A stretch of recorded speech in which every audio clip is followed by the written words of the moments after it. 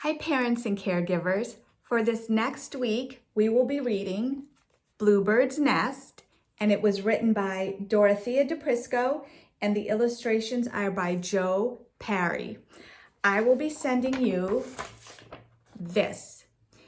The top part, the little chick with the egg, will be for your child's first speech therapy session or only speech therapy session of the week. And the bottom part will be if you have a second speech therapy session with me. So for the first one, I'm going to let you have a couple of ideas of what to do. You can either turn it into this chick coming out of the egg, coming out of a nest. And as you can see, I just colored the bird blue because it is Bluebird's nest. But if your child doesn't want a bluebird, if they want a rainbow bird, a green bird, a purple bird, I'm going to totally let them do that. And as the bird builds the nest in the book, they use string or yarn in the book.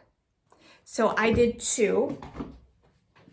I did the one where I just had the bird coming out of the egg and cut half of a brown circle from construction paper and glued it all together. Or I did this, which was a play off of the book, where I did the chick coming out of the egg, and then I glued some brown yarn onto the paper, similar to the nest and the way it was built in the book. The chick and the egg come from that book, Look What I Made, Easy Holiday Crafts for Young Kids, Carson DeLosa Publishing Incorporated. The next one, this one, I came up with myself. I drew this, that's going to be the bird's head. And then you are going to trace two handprints for your child. And I used blue construction paper because of course it's a bluebird. If your child doesn't want blue feathers, I'm totally okay with that too. And then I glued the bird's head onto the handprints overlapping and then drew feet, and there's my bluebird. If you happen to have a third speech therapy session for me, we are going to make this paper plate bluebird. And I modified it a little bit from what I saw on Pinterest, and I will write in the description of this video and on the lesson plan I sent you where I got it off of Pinterest.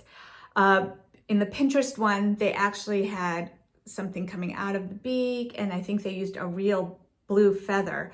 So I'm going to show you how this was made. I painted the whole paper plate blue like this. This was painted all blue. Again, whatever your child wants it to be, go ahead. Folded it in half. You're going to cut the front section off.